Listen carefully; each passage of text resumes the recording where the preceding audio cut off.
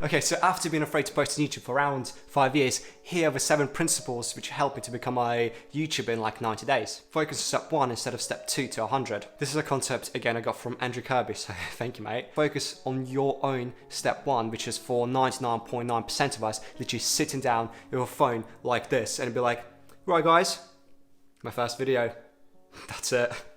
And talk about whatever you want to talk about. It doesn't have to be good, it doesn't have to be perfectly edited, it doesn't have to be much, as long as you focus on this first step, and then after you've done that, maybe focus on step 2 and then step 3. Instead of you perfectly trying to figure out how you can make your perfect first video, which in 100% of the times you're going to be really shit anyways, by the time you go to video 100. You know, when you're on step 0, but you're trying to focus step like 1 to 100, this is literally just procrastination, this is mental masturbation. You think about, okay, cool, when I understand this bit and that bit, when I understand step 2 or step 50, it's like, okay, cool, I can be finally ready to focus on step 1 and step 0. But in reality, it's not the case. So figure out where you're at, which majority of us literally just step fucking 0, and then make a leap to step 1, which is, yep, put the camera out, say hello, that's about it. So what you want to do is you want to start and then learn instead of learning then starting. So make the first video. It doesn't have to be good, it doesn't have to be much really, and then figure out what you can learn with every video. Now, after posting the first video, just try to improve every video, just 1%, just small marginal gains. So this could be adding some sort of transition, or maybe even learning to edit a little bit using like a free editing software, or maybe having some sort of mic, or maybe having some sort of lighting, or getting a tripod so it's easier for you to kind of sit down and talk to a camera. And then over time, these small, seemingly insignificant changes will compound, and then you'll see the benefits of it quite quickly. Okay. Number 3, put the reps in. So here we're talking about quantity over quality. And like one of those examples what we see is, so a class of photography students was split into 2. One set of students had to submit a photo every day, and the other set of students will have to submit just one photo, one perfect photo by the end of the 30 days.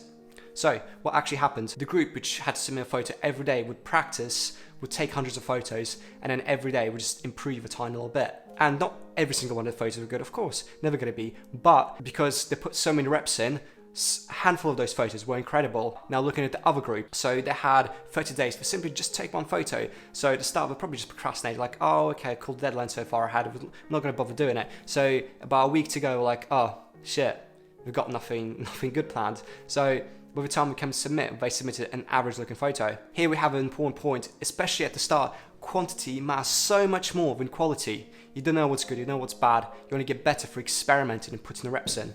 So for example, the video, my very first video is going to be shit compared to my video 100 in like a year and a half time.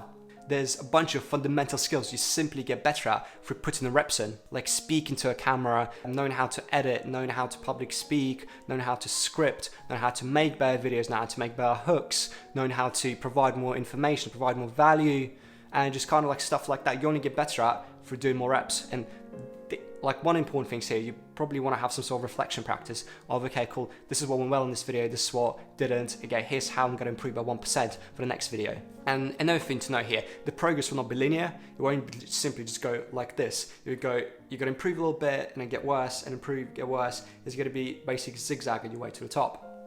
And then just have to be comfortable with that, that's fine, it's about progress. Okay, speaking of your first 100 videos, so your first 100 videos will be trash, embrace it and enjoy the learning process. It's very easy to make 2, 5, maybe even 20 videos and be completely discouraged because the videos are quite bad. But if you simply stay in the game and continue to do the thing, compound will start to take place.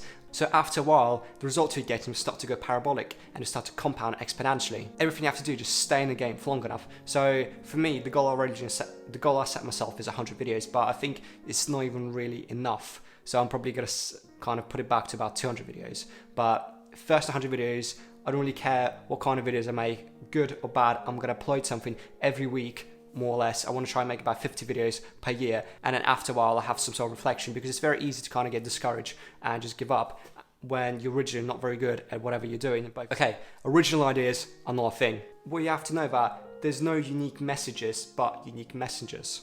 There's already all the ideas, everything's already been taken. And the thing is, like, all the big YouTubers know this. They actively get inspired for other content creators, and then they just slowly raise the bar by 1%. What they do is they put their own twist, their own perspective of life into the different points, which makes it unique to them. Some people what resonate with like Ali Abdul don't resonate with, let's say, Hamza, don't resonate with Owen Cook or someone like that. Okay, another thing is you want to imitate, then innovate. So this is something David Prell talks about. So at the start of doing any new creative skills, you literally want to imitate, let's say, your top 3 or 5 like content creators, and you want to literally pick their styles and be like try and blatantly copy them.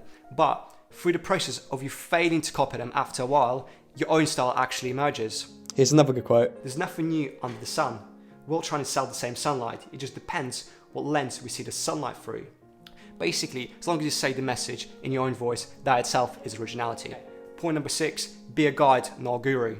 It's this kind of notion that a guide is more relatable than a guru. A guide is somebody who's maybe 2 or 3 steps ahead of you. Somebody who's kind of looking back at the journey, understands the pain, understands the discomfort, just kind of like giving yourself some sort of direction and be like, hey, this is what I did wrong, this is what went well. The thing about a guide, like they're so far ahead in the journey, a lot of the time it's just very unrelatable. The thing is, like, it's a lot easier to learn a guitar from somebody who's 6 months ahead of you instead of somebody who's like 6 or 10 years ahead, where you forget what it was like right at the very start.